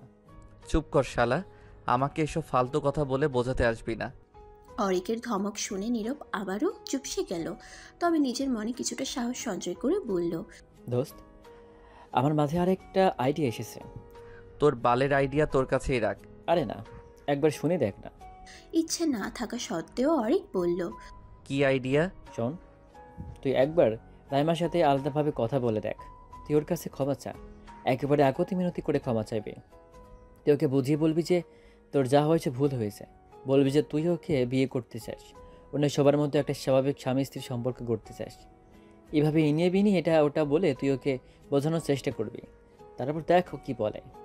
তোর মনে হয় ওই মেয়ের কাছে ক্ষমা চাইলেই ও আমাকে ক্ষমা করে দিবে? আরে তুই চেয়েও দেখ না, মেয়েদের মন গলতে 2 মিনিটও লাগে না। তুই শুধু একটু ইমোশনালি কথা বলিস, তাহলেই হবে। অরিক জিভ দিয়ে ঠোঁট ভিজিয়ে অনিশ্চিত গলায় বলল, আচ্ছা ঠিক আছে, ওর সাথে কথা বলে দেখি তাহলে। তবে তাতেও যদি না হয় তবে আমি এর অন্য ব্যবস্থা নিব। এইভাবে আর একে আমি সহ্য করতে পারবো না। 2 দিন পেরিয়ে গেল। পরদিন এক বিকেলে অরিক গেল কাছেরই একটা কফি শপে। রাইমাকেও সে সেখানে আসতে বলেছে। অরিক আগেই পৌঁছে গেছিল, তাই সে কফি শপের এক কোণে সে গিয়ে বসলো। হাতে ফোনটা নিয়ে দেখলো 4:25 বাজে। সে অপেক্ষা করতে থাকে। প্রায় 15 মিনিট পর সেখানে রাইমার আগমন ঘটে। অরিকের অগোছালো দৃষ্টি হঠাৎ রাইমার উপর পড়তেই সে যেন কিছুক্ষণের জন্য আটকে গেল। খেয়াল করে দেখলো মেয়েটা ভীষণ সুন্দর, আর তার সবথেকে সুন্দর জিনিসটা হলো তার চুল। একেবারে কোমর ছুঁয়েছে, বিনুনি বাঁধা চুলে যেন স্নিগ্ধ লাগছে তাকে। রাইমা এসে চেয়ার টেনে বসতেই অরিক চোখ নামিয়ে ফেলল। নিজের আগের মুডে ফিরে গেল সে। গম্ভীর গম্ভীর চোখমুখ করে রাইমার দিকে তাকালো। রাইমা তখন বিরস মুখে তাকে জিজ্ঞেস করলো, কেন ডেকেছেন আমায়? বলছি। এইটুকু বলে অরিক প্রথমে একজন ওয়েটারকে ডেকে 2টা কফি অর্ডার দিয়ে নিল। ওয়েটার অর্ডার নিয়ে চলে যাওয়ার পর অরিক 2 হাত টেবিলের উপর রেখে সোজা হয়ে বসলো। চোখ বুঝে একটা তপ্ত নিঃশ্বাস ছাড়লো। তারপর মিহি কণ্ঠে বলল, আমি সরি রাইমা, আমি জানি আমি খুব ভুল করেছি, জঘন্য ভুল করেছি। এই ভুলের কোনো ক্ষমা হয় না, তাও আমি ক্ষমা চাইছি, মন থেকে চাইছি। প্লিজ রাইমা, প্লিজ আমাকে ক্ষমা করে দিন। আমি আর এত প্রেশার নিতে পারছি না। হ্যাঁ, আমি আপনাকে বিয়ে করব, আর 5টা মানুষের মতো আমরাও ছোট্ট একটা সংসার গড়ে তুলব। আমি আপনাকে প্রমিস করছি, নিজের সবটুকু দিয়ে আমি চেষ্টা করব আপনার সব কষ্ট দূর করে দেওয়ার জন্য। আপনি প্লিজ আমাকে একটা সুযোগ দিন, প্লিজ। অরিক থামলো, চোখ মুখ ফ্যাকাশে হয়ে আছে তার। রাইমা অনেকক্ষণ তাকিয়ে রইল অরিকের দিকে, তার মধ্যে কোনো হেলদোল নেই। অরিক থমথমে কণ্ঠে জিজ্ঞেস করলো, কি হলো রাইমা, কিছু বলছেন না কেন? রাইমা জিভ দিয়ে ঠোঁট ভেজালো, একটু নড়ে চড়ে বসে অতঃপর বলল, আচ্ছা, আপনার তো বোন আছে, বোনকে নিশ্চয়ই খুব ভালোবাসেন। যদি আজকে আপনার বোনের সাথে এমন কিছু হয়, যদি তার চরিত্রেও কেউ এইভাবে কালি মেখে দেয়, তবে আপনি কি করবেন? পারবেন সেই লোকটাকে ক্ষমা করে দিতে? নিজের মনকে একবার প্রশ্ন করে দেখুন তো, সে কি বলে। যদি আপনার মন বলে হ্যাঁ, আপনি ওই ব্যক্তিকে ক্ষমা করে দিতে পারবেন, তবে ঠিক আছে, আমিও আপনাকে ক্ষমা করে দেব। এবার আপনিই বলুন, কি বলছে আপনার মন? পারবেন ক্ষমা করতে? অরিক তার কথার পিঠে আর কোনো কথা খুঁজে পেল না। সে থম মেরে নিচের দিকে তাকিয়ে বসে রইল। রাইমা তখন তাচ্ছিল্যের হাসি দিয়ে বলল, পারবেন না তাই তো? কারণ ও তো আপনার বোন, আপনার পৃথিবী। নিজের বোনের বেলায় যেটা ভাবতে পারেন, সেটা অন্যের বোনের বেলায় কেন ভাবতে পারেন না বলুন তো? আমার হয়তো ভাই নেই, তবে আমার তো মা বাবা আছে। ওদের কাছে আমি অক্সিজেন, ওদের বেঁচে থাকার একমাত্র অবলম্বন। জানেন, আমার মা বাবা এখনো কিছুই জানেন না। জানলে বাঁচবে না, মরে যাবে। আপনি একবার ভাবুন তো, আপনি কি করেছেন? শুধু একটা না, তিনটা প্রাণকে আপনি মেরে ফেলেছেন। একটা সুন্দর জীবন, সুন্দর পরিবারকে নষ্ট করে দিয়েছেন। জানেন আমি কিভাবে বেঁচে আছি? নিজের এই শরীরটা দেখলে কতটা ঘৃণা লাগে জানেন? ইচ্ছে করে নিজেকে শেষ করে দিই, কিন্তু পারি না। মা বাবার জন্য পারি না। আপনি এই কষ্ট কোনোদিনও বুঝবেন না, কারণ আপনি তো কোনো মানুষ না, কেবল যৌন ক্ষুধায় ক্ষুধার্ত এক প্রাণী। মন, মস্তিষ্ক, বিবেক কোনোটাই আপনার নেই। এইটুকু বলে রাইমা থামলো। জোরে দম ফেলে আবারও সে বলল, ক্ষমা করবেন আমাকে। আপনার মতো একটা মানুষকে আমি কখনো ক্ষমা করতে পারবো না। কথাটা শেষ করেই রাইমা উঠে দাঁড়ায়, তারপর হন করে বেরিয়ে যায় সেখান থেকে। অরিক স্তব্ধ হয়ে বসে থাকে। শেষের কথাগুলো খুব লেগেছে তার। এখন মনে চাচ্ছে ক্ষমা চাওয়ারই উচিত হয়নি। নীরবের আইডিয়া শুনতে গিয়ে আবারও একবার অপমানিত হলে সে। রাগে দুহাত মুষ্টিবদ্ধ করে নিল, কপালের রগ ফুলে উঠল তখন। এভাবে অপমান আজ পর্যন্ত কেউ করেনি তাকে। মেয়েটা ইচ্ছে করেই এমন করেছে, চাইলেই তাকে ক্ষমা করে দিতে পারত, কিন্তু তা না করে সে ব্যাপারটাকে আরও জটিল করছে। সে ইচ্ছে করেই ঝামেলা পাকাতে চাইছে। তবে এবার অরিকও আর চুপ থাকবে না, সেও এবার দেখবে এই মেয়ে আর কি কি করতে পারে। বিয়ের দিন ঘনিয়ে এলো। দুই বাড়িতেই বিয়ের প্রস্তুতি চলে জড়সড়ভাবে। কিন্তু যাদের বিয়ে তাদের মাঝেই কোনোরূপ প্রতিক্রিয়া নেই। কোনো রকমে যেন দিন পার করছে কেবল। মনের মধ্যে দুজনেরই চলছে মারাত্মক বিদ্বেষ। দুজনেই কেবল সময়ের অপেক্ষায় অপেক্ষাকৃত। যত সময় গড়াবে সুন্দর মুহূর্তগুলো তত তাড়াতাড়ি কেটে যাবে। তারপর আসবে সেই কুৎসিত মুহূর্তগুলো, যেই মুহূর্তগুলো কখনো কেউ ভুলতে পারবে না। মস্তিষ্কের স্মৃতির কোঠায় বিচ্ছিরি কিছু স্মৃতি হিসেবে সেগুলো জমা থাকবে আজীবন। হলুদ শেষে ছাদ থেকে নেমে এলো অরিক। রুমে এসে কাকে যেন একটা কল লাগালো। সেই কল রিসিভ হতেই সে উদ্বেগ নিয়ে বলল, যা যা বলেছি সব মনে আছে তো? কোনো গন্ডগোল যেন না হয়, নয়তো এক পয়সাও পাবি না। ওই পাশের মানুষটি অরিককে আশ্বাস দিয়ে বলল, কোনো চিন্তা করবেন না ভাই, সময় মতো সব কিছু হয়ে যাবে, আপনি নিশ্চিন্তে থাকুন। এবার যেন কিছুটা হলেও প্রশান্তি পাচ্ছে অরিক। ফোনটা বিছানায় রেখে সে আয়নার সামনে গিয়ে দাঁড়ালো। হলুদে ভূত সেজে আছে। তখন সে গালের হলুদটা আলতো হাতে মুছতে মুছতে বলল, বিয়ে করার খুব শখ তাই না? এবার বুঝবে তুমি ডিয়ার কার সাথে পাঙ্গা নিতে এসেছো। কথাটা বলেই বাঁকা হাসল সে। তারপর একটা টাওয়াল নিয়ে ওয়াশরুমে চলে গেল ফ্রেশ হতে। ছিমছাম ভাবে হলুদের অনুষ্ঠানটা হয়ে গেল। দুই বাড়িতেই আহামরি কোনো আয়োজন নেই। বিয়েটা পারিবারিকভাবেই হচ্ছে বিধায় বাইরে তেমন কাউকে আপাতত জানানো হয়নি। উদ্দেশ্য পরে বড় করে অনুষ্ঠান করা হবে, এখন কেবল আকত করা হবে আর কি। হলুদের শাড়িটা এখনো রাইমার গায়ে জড়ানো, গালে গলায় এক গাদা হলুদ লেগে আছে তার। চুলগুলো এলোমেলো হয়ে কোমর পর্যন্ত ছড়িয়ে আছে। শুষ্ক ঠোঁটছোড়া কাঁপছে খানিক, চোখ থেকে তার অনর্গল পানি পড়ে যাচ্ছে। কষ্ট হচ্ছে যে খুব। এইভাবে এসব কিছু তারও মানতে কষ্ট হচ্ছে, কোনোভাবেই ভুলে থাকতে পারছে না। মা বাবার হাসি মুখটার দিকে তাকালে যেন আরও কষ্ট হয় তার। বুকটা কেঁপে উঠে যখন মনে পড়ে এই হাসিটা আর বেশি দিন থাকবে না। রাইমা অনেকক্ষণ কাঁদে, দরজা আটকে নিশ্চুপে কেঁদে কেটে ভাসিয়ে দেয়। এবার তার মাথা ব্যথা করছে, আর পারছে না। চোখ মুখ ভয়ানক ফুলে গেছে। নিজেকে আয়নায় দেখে ঘাবড়ে যায়। মা দেখলে নির্ঘাত বুঝে যাবে সে যে কাঁদছে, তখন মাও কান্না জুড়ে দিবে। রাইমা তাই তাড়াহুড়ো করে ওয়াশরুম থেকে গোসল সেরে বের হলো। ভালোভাবে চোখ মুখ মুছে মুখে অনেকটা পাউডার মাখলো, যেন লাল লাল ভাবটা অতটাও বোঝা না যায়। চোখগুলো ভালো মতো মুছে নিল, কিন্তু তাও মায়ের চোখ ফাঁকি দেয়া আর কি এত সহজ? রাইমা জোরে জোরে নিঃশ্বাস নিয়ে নিজেকে শান্ত করলো। মুখে মিথ্যে মিথ্যে একটা হাসির রেখা ফোটালো। তারপর দরজা খুলে বাইরে বের হলো সে। বাড়িতে অনেক বেশি মেহমান না এলেও মা আর বাবার বাড়ির মামা চাচারা এসেছে, আর তাদের সাথে এসেছে তাদের বিচ্ছুর দলগুলো। পুরো বাড়ি ঝমঝম করছে যেন তাদের কোলাহলে। সবার কত ব্যস্ততা। মা চাচিরা রান্নাঘরে ব্যস্ত, মামিরা সব নানান রকম পিঠা বানাচ্ছে, বাবা কাকারা বসেছে জটিল সব হিসাব নিকাশে। পিচিগুলো ছুটাছুটি করছে পুরো বাড়ি জুড়ে। রাইমার প্রিয় কিছু কাজিনও আছে যারা এই মুহূর্তে মেহেদি পড়ায় ব্যস্ত। রাইমাকেও বলেছিল মেহেদি পড়তে হবে, সে তখন বারণ করে দিয়েছিল, বলেছিল পরে পড়বে। সবার মধ্যে কত কত উত্তেজনা, অথচ তার মনে কোনো অনুভূতি নেই, যেন আত্মাহীন এক জ্যান্ত শরীর কেবল চারিদিকে ঘুরে বেড়াচ্ছে। রাইমার খুব কষ্ট হচ্ছে এই মানুষগুলোকে দেখে, তাদের এত আগ্রহকে দেখে। মনে হচ্ছে ইস, যদি আর 5টা মেয়ের মতো সেও তার বিয়েটাকে এনজয় করতে পারত।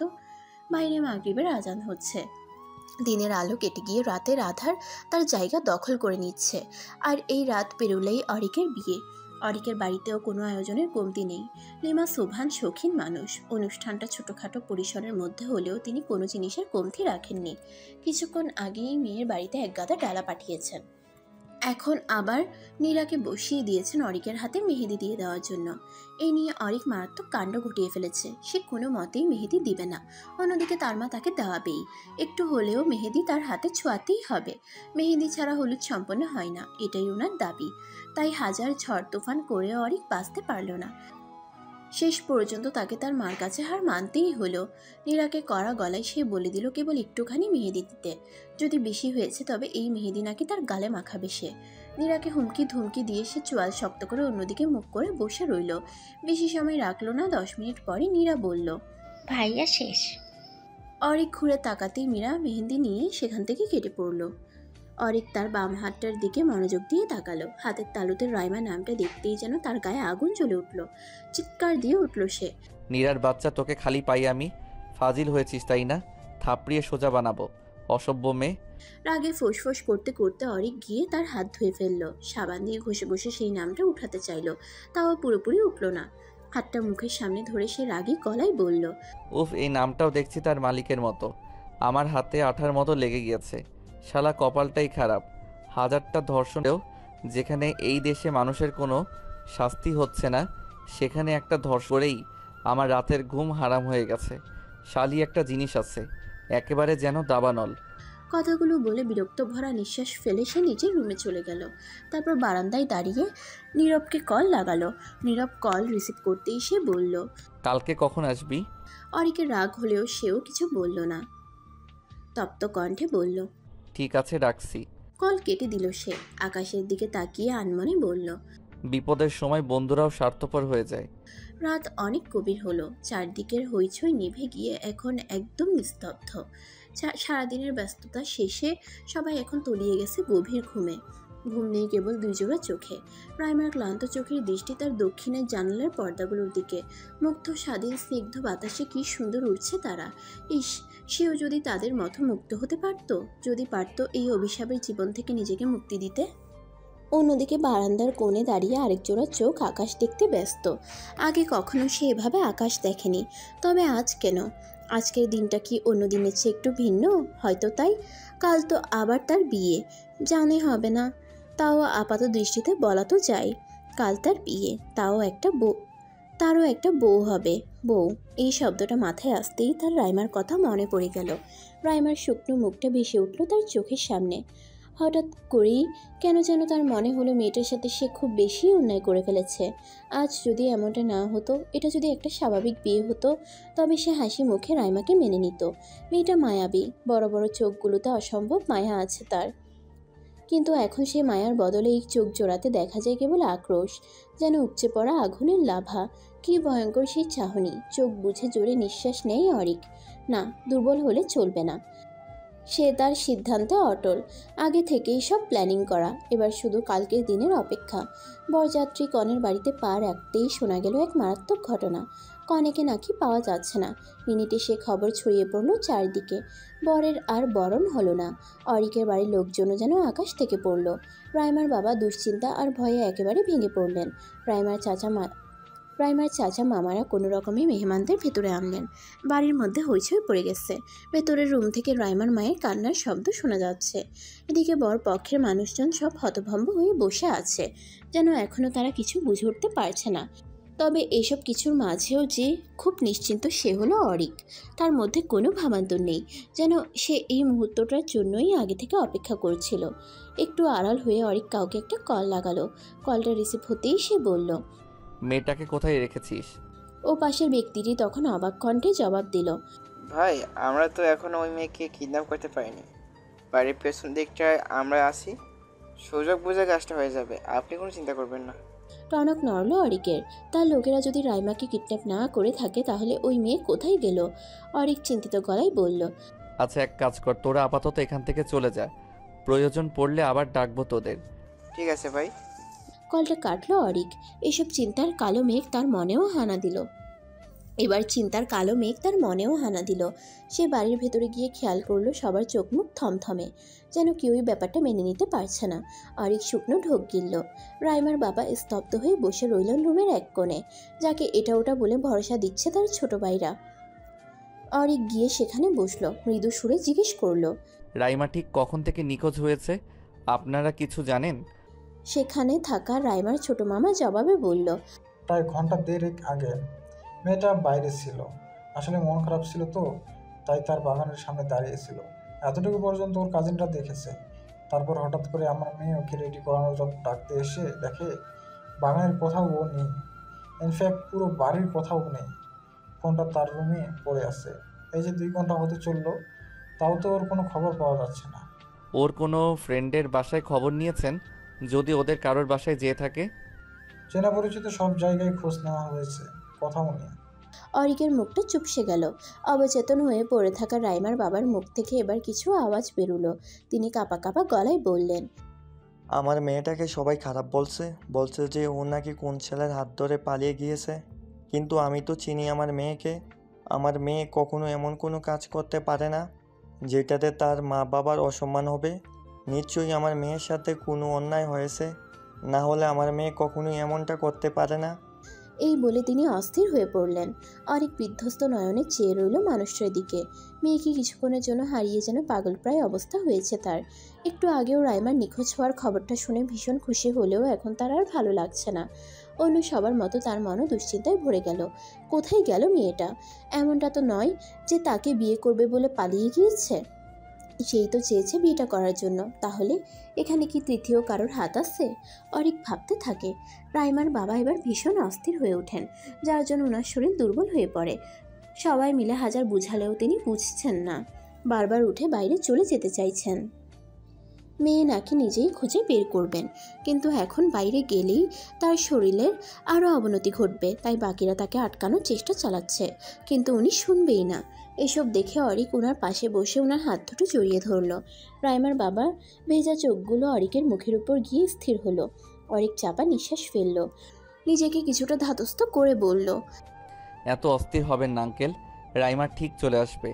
আমরা এতগুলো মানুষ আছি, সবাই মিলে খুঁজবো ওকে। আপনি বলেছেন না আপনার মেয়ে কোনো ভুল করতে পারে না, আমিও সেটাই বিশ্বাস করি। রাইমা কোনো ভুল করেনি, তাই ওর সাথেও কোনো ভুল হবে না। শুধু আপনি একটু ধৈর্য ধরুন প্লিজ। অরিকের কথা শুনে এবার কিছুটা হলেও তিনি শান্ত হলেন। জবাব দিলেন না কোনো। দেয়ালটায় পিঠ ঠেকিয়ে বসে রইলেন কেবল। অরিকদের সাথে তাদের কিছু আত্মীয় এসেছিল, তারা এখন এই নিয়ে খুব কানাঘুষা করছে, যার অধিকাংশ কথাই রাইমার বাবার কানে যাচ্ছে। বাকি সবাইও সেসব শুনছে, কিন্তু বলতে পারছে না কিছু। কিন্তু এতক্ষণ চুপ থাকলেও এবার অরিক রেগে গেল যখন সে তার এক আত্মীয়ের মুখে শুনল যে, আরে আজকালকার মেয়ে না, এদের আবার বিয়ে টিয়ে নিয়ে এত চিন্তা আছে নাকি? এরা তো বিয়ের আগেই পোয়াতি হয়ে বসে থাকে। দেখ গিয়ে আবার ও নিশ্চয়ই এই কাজ করে বসেছে, তাই এখন আর পথ না পেয়ে পালিয়েছে। অরিক চেঁচিয়ে উঠল, বাজে কথা বলা বন্ধ করুন। এখানে থেকে ফালতু কথা না বলে চুপচাপ চলে যান, যদি বিয়ে হয় তবে আপনার বাসায় একটা বিরিয়ানির প্যাকেট পাঠিয়ে দেওয়া হবে। এখন আপনি আসতে পারেন। মহিলাটি বড় বড় চোখ করে তাকালো। অপমানে গা জ্বলে উঠল তার। অরিক এখনো দাঁতে দাঁত চেপে তার দিকে তাকিয়ে আছে। মহিলাটি ফুঁসতে ফুঁসতে অরিকের মায়ের দিকে তাকিয়ে বলল, শেষ পর্যন্ত আবার একটা ঘর পালানো মেয়েকে ছেলের বউ করো না জানো। ব্যাগ হাতে ঝুলিয়ে হনহন করে বেরিয়ে গেলেন তিনি। অরিক তখন বলল, বাকি যারা ওনার কথার সাথে তাল মেলাচ্ছিলেন ওনারাও চলে যেতে পারেন। এখানে কোনো সার্কাস হচ্ছে না যে দাঁড়িয়ে দাঁড়িয়ে রং দেখবেন। কিছু মানুষ সত্যি সত্যি বেরিয়ে গেল। আর এখন কেবল অরিকের পরিবারের ঘনিষ্ঠ কিছু লোকজনই রয়েছে। অরিক তখন তার মায়ের কাছে গিয়ে কিছু বলতে যাবে তার আগেই তার ফোনটা বেজে ওঠে। তাকিয়ে দেখে নীরব কল করছে।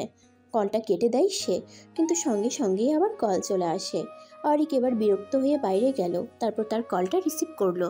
সে কিছু বলার আগেই নীরব বলে উঠল, কিরে দোস্ত, কেমন ইঞ্চি করছিস? বউ ছাড়া বিয়ে? অরিক বুঝে উঠতে পারল না ঠিক, কপাল কুঁচকে বলল, মানে হলো তোর বউ তো নেই সেখানে, সে তো এখন আমার কাছে। হোয়াট? জোরে চেঁচিয়ে ওঠে অরিক। নীরব হাসতে হাসতে বলে, আরে দোস্ত, এবার বল কেমন দিলাম? শেষ পর্যন্ত বিয়েটা আটকাতে পারলাম তো। এবার বল এই মেয়ের সাথে কী করা যায়? এই কদিন যা জ্বালিয়েছে না, ভাবছি আমার কাছে একটা মারাত্মক ড্রাগের ডোজ আছে, সেটাই পুশ করবো নাকি ওর শরীরে। আমি জানি ও সেটার রিয়াকশন সহ্য করতে পারবে না, হয় মরবে নয়তো আদমরা হয়ে বাকিটা জীবন কাটাতে হবে। ভালো হবে না বল? আমাদের আর তখন কোনো টেনশন থাকবে না। খবরদার নীরব, এসব কিছু করবি না তুই। আমার ব্যাপার আমি বুঝে নিতাম। তুই কোন সাহসে আমাকে কিছু না বলে ওকে কিডন্যাপ করলি? ওর গায়ে যেন এইটুকু আঁচড় না লাগে। কোথায় আছিস বল, আমি এক্ষুনি আসছি। নীরব হাসতে হাসতে বলে, বাহ, প্রেম তো চুইও চেয়ে পড়ছে দেখছি। শক্ত গলায় অরিক বলে ওঠে, বাজে কথা না বলে জলদি ঠিকানা দে। নীরব ঠিকানাটা দিতেই অরিক কাউকে কিছু না বলেই গাড়ি নিয়ে বেরিয়ে পড়ল। নীরবের দেওয়া ঠিকানায় পৌঁছে অরিক বেশ খানিকটা অবাক হলো। এই জায়গাটায় এর আগে কখনো আসেনি সে। মেইন শহর থেকে অনেকটাই ভেতরে। গাড়ি নিয়ে আসতেই অনেকটা সময় লেগেছে। চারপাশে আর তেমন কোনো বিল্ডিং দেখা যাচ্ছে না। রাস্তাঘাটও বেশ শুনশান। গাড়ি থেকে নেমেই অরিক নীরবকে কল করলো। কিরে, চলে এসেছিস? হ্যাঁ, কোথায় তুই? তুই যেখানে থেমেছিস সেখান থেকে ডানে একটা রাস্তা গিয়েছে দেখ। সে রাস্তা দিয়ে কিছুটা পথ আগলেই একটা পুরাতন ভাঙা বিল্ডিং দেখতে পারবি। আমি সেখানেই আছি, চলে আয়। ঠিক আছে, রাখ, আমি আসছি। অরিক কলটা কেটে দিয়ে নীরবের বলা পথে চলতে লাগলো। ডানের রাস্তা ধরে বেশ কিছুটা হাঁটার পর সে সেই বিল্ডিংটা দেখতে পেল। ভেতরে ঢুকলো সে। ডানে বামে দুটো করে রুম, আর মাঝখান দিয়ে একটা সিঁড়ি উপরে উঠে গিয়েছে। অরিক এদিক সেদিক তাকিয়ে দেখলো কেউ নেই। সে এবার নীরবের নাম ধরে ডেকলো, নীরব, নীরব, কোথায় তুই? নীরব বেরিয়ে এলো। ঠোঁটের কোণে লেগে আছে তার বিশ্বজয়ের হাসি। তাকে দেখা মাত্রই অরিক কপাল কুঁচকালো, বিচলিত হয়ে বলল, রাইমা কোথায়? নীরব বিদ্রুপের সুরে বলল, বাবা আর কি? বাবা অরিক, কী ব্যাপার বলতো? তুই তো দেখছি ওই মেয়ের জন্য দেওয়ানা হয়ে উঠছিস। দুদিন আগেও না তুই ওকে সহ্য করতে পারতি না, তাহলে হঠাৎ এত প্রেম? অরিক রেগে যায়, ধমকে উঠে বলে, দেখ নীরব, এমনিতেই মাথা গরম হয়ে আছে, আর রাগাস না আমাকে। রাইমা কই সেটা বল। আর তুই ওকে এখানে কেন নিয়ে এসেছিস? আমি বলেছি তোকে এমন কিছু করতে? অতিরিক্ত পণ্ডিতি না করলে হয় না, তাই না? নীরব হতাশ হয়ে বলল, যা বাবা, যার জন্য চুরি করে সেই বলে চোর। এজন্যই কারো ভালো করতে নেই। যাকগে, সেসব তোর হবু বউ ওই রুমে আছে, এখন ড্রাগ পুশ করে নি। তুই যখন এসে গেছিস তখন তুই কর। অরিক বাঁকা চোখে নীরবের দিকে তাকিয়ে বিরক্ত হয়ে ভেতরে চলে গেল। রুমে ঢুকেই চমকে গেল সে। রাইমাকে চেয়ারে বেঁধে রাখা হয়েছে। তার মাথা ঝুঁকে আছে নিচের দিকে। বড় বড় চুলগুলো সব মুখের সামনে পড়ে আছে, কোনোরূপ নড়াচড়া করছে না। তবে কি ওর জ্ঞান নেই? অরিক ছুটে গেল তার কাছে। দু হাত দিয়ে রাইমার মুখের সামনে থেকে চুলগুলো সরিয়ে মুখটা উপরে তুলল। চোখ বুজা, তার মানে সত্যিই জ্ঞান নেই ওর। অরিক রাগে নীরবের দিকে তাকিয়ে বলল, এই তুই কি করেছিস ওর সাথে? ওর জ্ঞান নেই কেন? আরে পুরো চেল। আনার সময় রুমাল চেপে সেন্সলেস করেছিলাম, তাই এখনও ওর জ্ঞান ফিরেনি। এতে করে ভালোই হয়েছে। জ্ঞান থাকলে কি আর ওকে এভাবে আটকে রাখা যেত? যে মেয়ে, বাবারে বাবা। অরিকের রাগটা যেন আরো বেড়ে গেল। সে জোরে চেঁচিয়ে উঠল, তোকে বলেছি আমি এত কিছু করতে? শালা, সবসময় অতিরিক্ত করিস। ওইদিকে ওর মা বাবার কি অবস্থা জানিস? এখন ওর জ্ঞান ফিরবে কখন কে জানে। অরিকের এহেন ব্যবহার নীরবের মোটেও ভালো লাগেনি। সে তো ভেবেছিল তার এই কাজে অরিক খুব খুশি হবে, কারণ সে তো চেয়েছিল বিয়েটা না করার জন্য। তাহলে এখন আবার এভাবে রিয়্যাক্ট করছে কেন? নীরব কিছুক্ষণ বিরক্ত হয়ে দাঁড়িয়ে রইল। তারপর সে তার পকেট থেকে একটা ইঞ্জেকশন বের করে অরিকের কাছে গিয়ে বলল, নে দোস্ত, এটা ওর শরীরে পুশ কর। মায়েটা মরে গেলে শাস্তি, তোর আর আমার দুজনের বিপদ শেষ। বল শেষ হবে? এমনিতেই এক ঝামেলায় ফেসে গেছি, তুমি এখন আসছো আরেক ঝামেলা লাগাতে। এতদিন ছিলাম ধর্ষক, এখন আবার খুনি হব? শালা, যা ভাগ এখান থেকে। অরিক ক্রোধ নিয়ে কথাগুলো বলল। নীরব কিছুটা রাগী গলায় বলল, আরে তুই বুঝতে পারছিস না কেন? এই মেয়ে বেঁচে থাকলেও আমাদের মরতে হবে। তোর কি মনে হয় এই মেয়ে আমাদের ফাঁসিতে না ঝুলিয়ে ছাড়বে? জীবনেও ছাড়বে না। তাই সময় থাকতে মেয়েটার একটা ব্যবস্থা করে ফেল। আর তুই যদি না পারিস শর্ত হবে, আমি ওকে ইঞ্জেকশনটা দিয়ে দিচ্ছি। নীরব এগিয়ে আসতেই অরিক তার থেকে টান মেরে ইঞ্জেকশনটা নিয়ে দূরে ছুঁড়ে মারে। নীরব এতে খুব রেগে যায়। কি করলি তুই এটা? তুই জানিস ওইটা একটা দাম কত? না, জানি না, আর জানতেও চাই না। আমি না করার পরে তুই কোন সাহসে ওকে ইঞ্জেকশন দিতে যাচ্ছিলি? আমি না করেছি মানে না। খবরদার আমার কথার উপরে যাবি তো। অরিকের কথায় নীরব এবার অনেক বেশি ক্ষেপে গেল। কড়া গলায় বলল, হ্যাঁ, সবসময় আমাকেই তোর কথা শুনে চলতে হবে, আর তুই জীবনেই আমার কথা শুনবি না। সেদিন আমি না করেছিলাম না, এই মেয়েটার সাথে এমন করিস না। সেদিনও তুই আমার কথা শুনিস নি, তোর যা মন চেয়েছে তুই তাই করেছিস। আর তোর ভুলে আজ আমিও ফেসে গেছি। এখন আমাকে তোর পাপের ভার নিতে হবে। কেন? সবসময় আমি কেন তোর কথা শুনবো? তুই তো আমার কথা কোনোদিন শুনিস না, তাই আমিও তোর কথা শুনবো না। এই মেয়ে এখান থেকে বেশি ফিরতে পারবে না, আমি তোর জন্য ফাঁসতে পারবো না, আমাকে মেরেই ছাড়বো। এই বলে নীরব এদিক ওদিক তাকিয়ে সামনে পড়ে থাকা একটা বিশাল ইটের টুকরা নিয়ে ছুটে এলো রাইমার মাথায় আঘাত করবে বলে। কিন্তু সে আঘাত করার আগেই অরিক তাকে ধরে ফেলে, হাত থেকে ইটটা নিয়ে ছুঁড়ে ফেলে দেয়। তার বুকটা হঠাৎ কেঁপে ওঠে, চিৎকার দিয়ে উঠে সে বলে, কি করছিলি তুই? পাগল হয়ে গিয়েছিস? কেন এসব করছিস? তোর সাথে কিছু হবে না, অন্যায় করেছি আমি, শাস্তি পেলে আমি পাবো। তুই কেন এত ভয় পাচ্ছিস? আমি তোর কিছু হতে দিব না। কিন্তু তাই বলে তুই এখন এইভাবে মেয়েটাকে মারতে চাইছিস? এই ইট দিয়ে আঘাত করলে কি হতো বুঝতে পারছিস? হ্যাঁ, বুঝতে পারছি, আর বুঝতে পারছি বলেই এমনটা করতে চেয়েছিলাম। কিন্তু তুই আমাকে কেন আটকাচ্ছিস? তুই কি ওকে ভালোবেসে ফেলেছিস নাকি? বল, আমি ইতিমধ্যেই মেয়ের প্রেমে পড়ে গেলি? তপ্ত কণ্ঠে কথাগুলো বলল নীরব। অরিক নিজেও বুঝতে পারছে না তার কি হয়েছে। কিছুক্ষণ আগেও যে মেয়েটাকে সে সহ্য করতে পারতো না, এখন সেই মেয়েটার জন্যই তার মায়া হচ্ছে। আর এটা কেন হচ্ছে সেটা সে বুঝতে পারছে না। অরিক জিভ দিয়ে তার শুকনো ঠোঁটছোড়া ভেজালো, তারপর নরম গলায় বলল, না, আমি ওর প্রেমে পড়িনি। কিছুক্ষণ আগে আমিও ওর খারাপ চেয়েছিলাম, কিন্তু বিশ্বাস কর, ওর নিখোঁজ হওয়ার খবরটা ওর মা বাবার কানে যাওয়ার পর থেকে ওনারা খুব ভেঙে পড়েছেন। ওনাদের অবস্থা দেখে আমার নিজেরই খুব মায়া লাগছিল। রাইমার আম্মু হাউমাউ করে কাঁদছিলেন। আশেপাশের মানুষগুলো যাই নয় তাই বলেছেন। এত কিছুর মাঝে থেকে আমার বারবার তখন মনে পড়ছিল, আজ যদি রাইমার জায়গায় নীরা থাকতো, তবে আমার আর মায়ের অবস্থাটাও ঠিক এরকম হতো।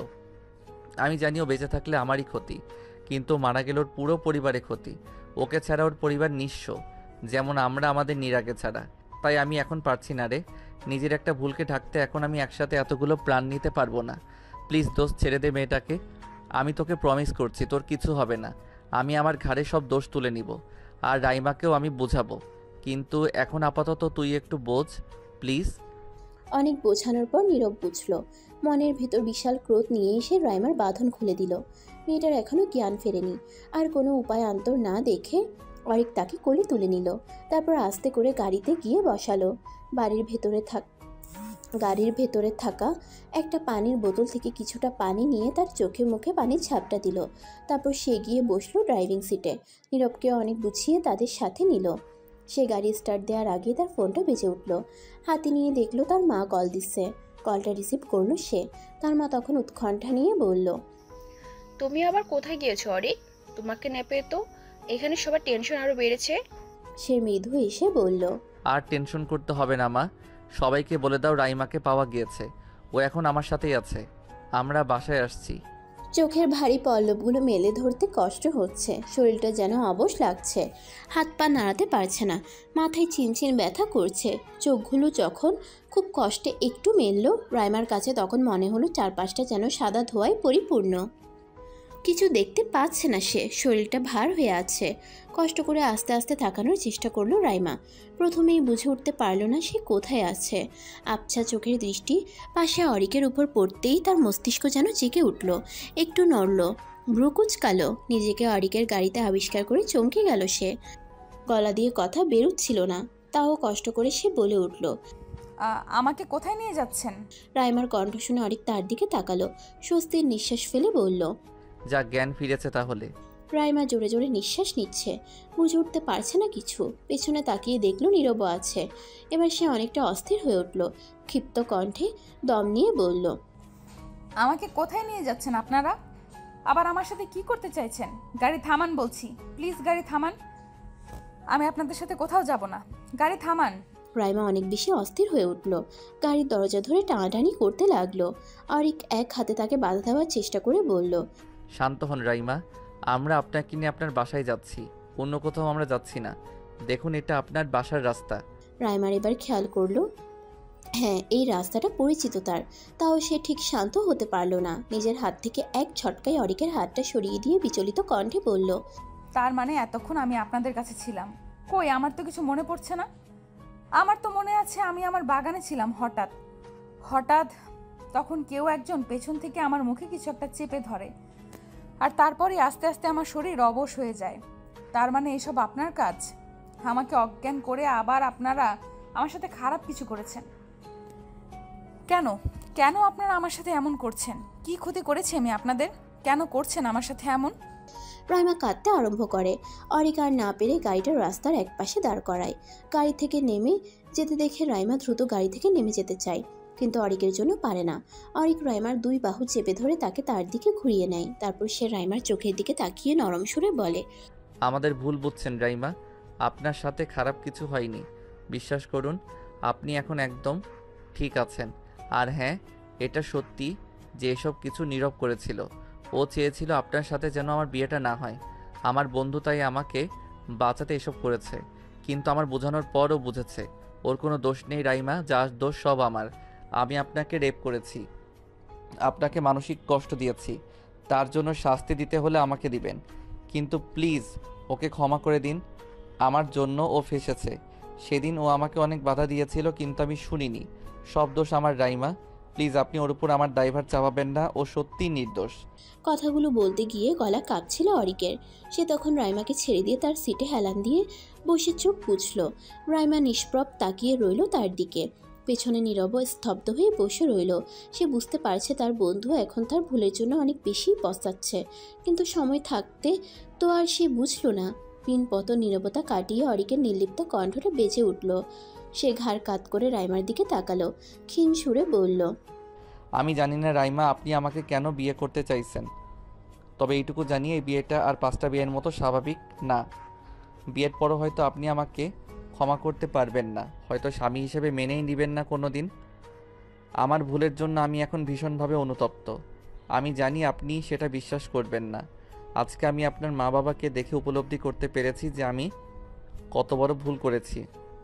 ওই মানুষগুলো আপনাকে অনেক বেশি ভালোবাসে রাইমা, এখন আমার মনে হচ্ছে আমার লাইফের সবথেকে খারাপ সময় আজকের দিনটা। আমি এতদিন আপনাকে সহ্য করতে পারতাম না, কিন্তু আজ আপনাকে না পেয়ে আমার নিজেরই খুব অস্থির লাগছিল। বারবার নিজেকে অপরাধী মনে হচ্ছিল। আমার জন্য আপনি কষ্ট পেয়েছেন, আপনার পুরো পরিবার কষ্ট পেয়েছে। আমি আমার অন্যায় স্বীকার করে নিচ্ছি। আপনি বলেছিলেন আমাকে এত সহজে পুলিশে দিবেন না, খুব কষ্ট দিবেন আমায়। আমি আপনার সেই কষ্ট মাথা পেতে নিতে রাজি আছি। আপনার যা ইচ্ছে আমার সাথে তাই করতে পারেন, যত শাস্তি দেওয়ার দিতে পারেন, আমার কোনো আপত্তি নেই। তবে শুধু একটাই চাওয়া, এসবের মধ্যে নীরবকে আনবেন না। আর বাড়িতে গিয়ে প্লিজ কাউকে বলবেন না যে নীরব আপনাকে কিডন্যাপ করেছিল। এটা আপনার কাছে আমার অনুরোধ, প্লিজ রাইমা। অরিকের চোখগুলো ছলছল করছে। রাইমা তার চোখের দিকে তাকিয়ে চোখ নামিয়ে ফেলল। সে কিছু বুঝতে পারছে না সে কি বলবে, কোনটা ন্যায় কোনটা অন্যায় সেটা এই মুহূর্তে তার মাথায় কাজ করছে না। কি করবে সে? ক্ষমা করে দিবে? ক্ষমা করা যায় এদের? যদি আবার একই কাজ করে বসে, যদি ভুলে যায় এসব, তখন কি করবে সে? রাইমার প্রচণ্ড মাথা ব্যথা করে। সে জোরে জোরে নিঃশ্বাস নিয়ে সিটে হেলান দিয়ে বসে ক্লান্ত কণ্ঠে বলে, আমার খুব শরীর খারাপ লাগছে, আমাকে বাসায় নিয়ে চলুন প্লিজ। অরিক আর কিছু বলল না। গাড়ি স্টার্ট দিয়ে আবার তাদের গন্তব্যের পথে রওনা দিল। রাইমাকে ধরে আস্তে আস্তে বাসার ভেতরে নিয়ে গেল অরিক। তাকে দেখা মাত্রই বাড়ির সবাই ছুটে এলো তার কাছে। তার মা বাবা তাকে বুকে জড়িয়ে নিল। চোখে মুখে তার অনেক চুমু খেলো, যেন তারা আবার তাদের প্রাণ ফিরে পেয়েছেন। রাইমার মা এখনও কেঁদে চলেছে। রাইমা তাই তার মায়ের চোখ মুছিয়ে দিয়ে বলল, আমি তো এসে গেছি মা, তাহলে এখনো কেন কাঁদছো? তার কথায় তার মা কোনো জবাব দিলেন না। মেয়েকে কেবল বুকে জড়িয়ে ধরে রইলেন। পরিবেশ কিছুটা স্বাভাবিক হওয়ার পরই রাইমাকে সবাই প্রশ্ন করতে লাগলো, সে কোথায় ছিল, কেন বাইরে গিয়েছিল, আর অরিক তাকে কোথায় পেয়েছে, আরও কত কত প্রশ্ন। অরিকের মেজাজ বিগড়ে গেল সবার এত এত প্রশ্ন শুনে। সে রেগে গিয়ে বলল, ও কোনো ছেলের হাত ধরে পালায়নি যে আপনারা ওকে সব প্রশ্ন করবেন। ওকে কি? অরিক কথাটা শেষ করার আগেই রাইমা মাঝপথে বলে ওঠে, আমাকে কারা যেন কিডন্যাপ করেছিল বাবা, কিন্তু আমি তাদের কাউকে চিনি না। হয়তো কেউ এই বিয়েটা ভাঙতে চেয়েছিল, তাই সেই ব্যক্তি আমাকে কিডন্যাপ করার পর আবার অরিককে ফোন করে আমার নামে অনেক উল্টাপাল্টা কথা বলে। কিন্তু উনি এসব বিশ্বাস না করে উল্টো সেই নাম্বারের লোকেশন ট্র্যাক করে আমার কাজ অবধি পৌঁছে যান। তারপর উনি ওদের পুলিশের ভয় টয় দেখিয়ে আমাকে ওদের কাছ থেকে নিয়ে আসতে সফল হন। আমার তখনও জ্ঞান ছিল না। মাঝ রাস্তায় জ্ঞান ফেরার পর উনি আমাকে সব কিছু বলেন। এত সব মিথ্যে বলে রাইমা নিশ্চুপ হয়ে যায়। তার নিজেরই বিশ্বাস হচ্ছে না যে সে এক নাগারে এত মিথ্যা বলে ফেলেছে, তাও আবার এই মানুষগুলোর জন্য। অরিক নীরব দুজনেই হতভম্ব হয়ে গেল রাইমার কথা শুনে। এদিকে সবাই আবার অনেক উত্তেজিত হয়ে পড়লো এসব কথা শুনে। রাইমার বাবা অরিককে জিজ্ঞেস করলো, বাবা ওই লোকটা কে ছিল? ও কেন আমার মেয়েকে কিডন্যাপ করেছে? কিছু বলেছে তোমাকে? অরিক ইতস্তত কণ্ঠে বলল, না আঙ্কেল, আসলে ওর সাথে এত কথা আমরা বলিনি। আমি আর নীরব গিয়েছিলাম, গিয়েই আমাদের মধ্যে ছোটোখাটো মারামারি লেগে গিয়েছিল। কিন্তু ও একা থাকায় আর পারেনি আর কি, তাই পালিয়ে যায়। আমরা তখন রাইমাকে নিয়ে ব্যস্ত পড়ি, আর ওর কথা মনে ছিল না। রাইমা বাঁকা চোখে অরিকের দিকে তাকায়। অরিক অপ্রস্তুত হয়ে পড়ে তাতে। জিভ দিয়ে ঠোঁট ভিজিয়ে অন্যদিকে চোখ ফিরিয়ে নেয়। আর রাইমা তখন মনে মনে বলে, এই সুযোগ দিয়েছি বলে নিজেকে এখন হিরো বানিয়ে ফেলছে। এত এত ঝামেলা শেষে এবার কিছুটা শান্ত হলো সবাই। দুই পরিবারের মধ্যে আবারও কথোপকথন হলো এবং তারা আবারও হাসি মুখে বিয়ের জন্য প্রস্তুত হলেন। কিন্তু রাইমা হঠাৎ বলে উঠল, আমার অরিকের সাথে কিছু কথা বলার আছে, তারপর আমরা এই ব্যাপারে আমাদের সিদ্ধান্ত জানাবো। রাইমা আর অরিক মুখোমুখি দাঁড়িয়ে, দুজনেরই চোখ মুখ বিষণ্ণ হয়ে আছে। অরিকের গায়ে সাদা পাঞ্জাবিটা দেখে রাইমা মৃদু হাসলো, তবে সেই হাসির কোনো প্রাণ নেই। রাইমা অনেকক্ষণ সময় নিল। অরিক তার মুখ পানে চেয়ে রইল কিছু শোনার অপেক্ষায়। রাইমা এক পর্যায়ে তপ্ত নিঃশ্বাস ছাড়ল। অরিকের দিকে তাকিয়ে নির্লিপ্ত কণ্ঠে বলল, আপনি বলেছিলেন না আপনাকে শাস্তি দেওয়ার কথা? বলেছিলেন আমি যেন আপনার বন্ধুকে ক্ষমা করে দিই। যা শাস্তি দেওয়ার আপনাকেই দিই। তবে তাই হোক, আমি ক্ষমা করে দেব আপনার বন্ধুকে, তবে তার বিনিময়ে আমার একটা শর্ত আছে। অরিক চোখ বুঝে নিঃশ্বাস ছেড়ে বলল, কি শর্ত? রাইমা চোখ মুখ শক্ত করে তার দিকে তাকালো। জিভ দিয়ে ঠোঁট ভিজিয়ে গম্ভীর সুরে বলল, আপনাকে এখন বাইরে গিয়ে সবার সামনে সবটা সত্যি বলতে হবে। আপনি আমার সাথে যা যা করেছেন তার সব। আর এই সমস্ত কিছু শোনার পর যদি আপনার আর আমার পরিবার আপনাকে ক্ষমা করে দেয়, তবে আমিও আপনাকে ক্ষমা করে দেব। কিন্তু তার জন্য আগে আপনাকে এই কথাগুলো সবাইকে বলতে হবে। আর এটাই আপনার শর্ত, কিংবা আবার শাস্তিও বলতে পারেন। অরিক স্তব্ধ হয়ে গেল। এবার তার কি বলা উচিত? তার মস্তিষ্কের নিউরনগুলো তো কোনো সঠিক উত্তর পাঠাচ্ছে না। মাথাটা ফাঁকা ফাঁকা লাগছে। এসব কথা শোনার পর তার মায়ের কী অবস্থা হবে সেটা ভেবে তার বুক কেঁপে উঠছে। বুকের ভেতর হৃৎপিণ্ডটা ক্রমাগত তার স্পন্দন বাড়িয়ে দিচ্ছে। ভয় হচ্ছে খুব, কিন্তু তাও সে মেনে নিল, নিজেকে মানিয়ে নিল, বুঝে নিল অন্যায় করলে শাস্তি পেতেই হবে। আর তারও শাস্তি পাওয়ার সময় চলে এসেছে। তাই সে ঠিক করলো বলে দিবে সবাইকে সবটা। সত্যিটা যতই তেতো হোক না কেন, সবাই ঠিকই বাধ্য হয়ে সেটা হজম করে নেয়। আর এই মানুষগুলোও সেটা পারবে, যে মানুষগুলো অধীর আগ্রহে বাইরে অপেক্ষা করে চলেছে তাদের মতামত শোনার জন্য।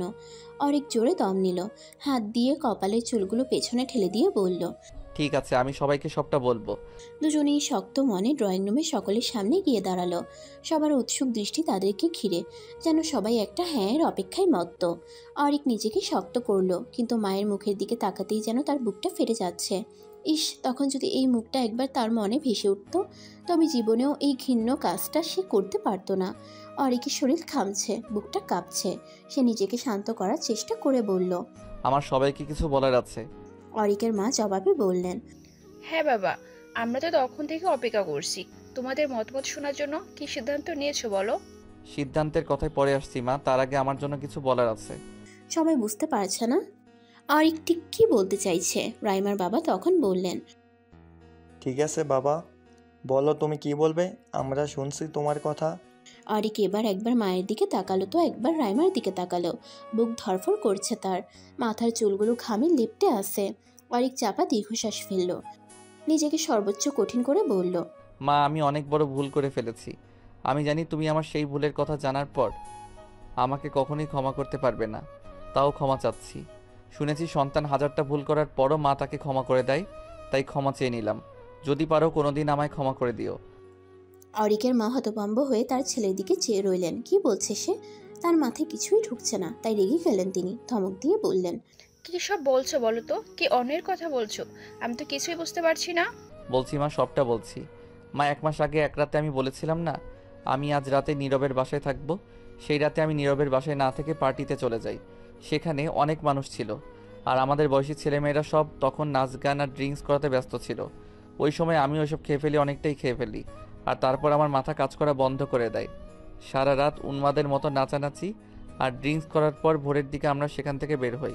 আর তখন সেই রাস্তায় রাইমাও ছিল, হয়তো সেই পথেই কোথাও যাচ্ছিল। নেশাগ্রস্ত থাকায় তখন একা রাস্তায় একটা মেয়েকে দেখে আমি টিচ করে বসি, আর রাইমা তখন রেগে যায়, আর রেগে গিয়ে সে আমাকে চড় মেরে বসে। সেই চড়টাই আমার মস্তিষ্ককে পুরোপুরি বিগড়ে দেয়। আর তখন আমি রাগের বশে ওকে আমি রেপ করে বসি। আর এই কথাটা ও কাউকে বলেনি, ওর মা বাবা কষ্ট পাবে বলে নিজের মনে সবটা চেপে রেখেছিল। মা, তো তোমার ছেলে একজন ধর্ষক। এবার তুমি তোমার ছেলেকে শাস্তি দাও মা, খুব কঠিন শাস্তি দাও। অরিকের কণ্ঠ থেমে যায়, আর পারছে না সে। শ্বাস নিতেও কষ্ট হচ্ছে। তার গালের উপর উষ্ণ কিছুর স্পর্শ পেতেই সে অনুভব করে সে কাঁদছে। পুরো বাড়ি জুড়ে পিনপত নীরবতা কাজ করছে। প্রত্যেকটা মানুষ যেন নিষ্প্রাণ হয়ে দাঁড়িয়ে আছে কেবল। রাইমা তখন তার মা বাবার কাছে গিয়ে দাঁড়ায়, ভেজা গলায় বলে ওঠে, মা বাবা, তোমরা আমাকে ক্ষমা করো। সেদিন পারিনি আমি তোমাদের কিছু বলতে। মনে হচ্ছিল তোমরা সহ্য করতে পারবে না, কিন্তু কতদিন আর লুকিয়ে রাখতাম বলো। আর যে পারছিলাম না, তাই আজ ওনাকে দিয়েই ওনার অন্যায়টা সবার মাঝে আনি। সেদিনের রাতটা আমার জীবনের সবচেয়ে ভয়ানক রাত ছিল। আগের দিন ভার্সিটি বন্ধ দেওয়ায় ভেবেছিলাম কাউকে কিছু না জানিয়ে চলে এসে সবাইকে সারপ্রাইজ দিব, তাই রাতের ট্রেনেই বেরিয়ে যাই। আর পৌঁছাতে পৌঁছাতে রাতের শেষ প্রহর এসে পড়ে। চারদিকে যখন নতুন একদিনের সূচনা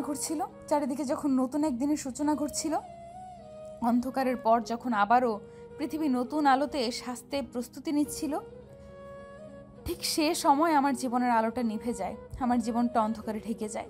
আমি কখনো ভাবিও নি মা বাবাকে সারপ্রাইজ দিতে এসে আমার জীবনের এত বড় সারপ্রাইজ ঘটে যাবে। আমি ওই রাতটা কখনো ভুলতে পারবো না।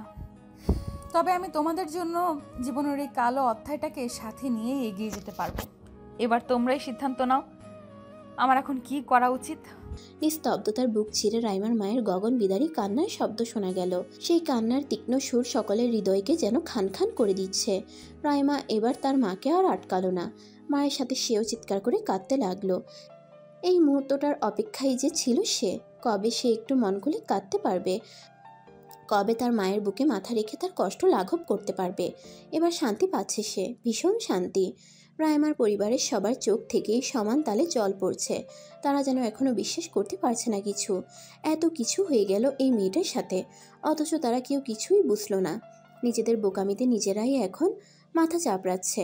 রাইমার মামা চাচারা রেগে গিয়ে অরিককে মারতে পর্যন্ত গিয়েছিলেন, কিন্তু রাইমা বাধা দেওয়ায় আর পারেননি। অরিক এখন স্তব্ধ হয়ে দাঁড়িয়ে আছে।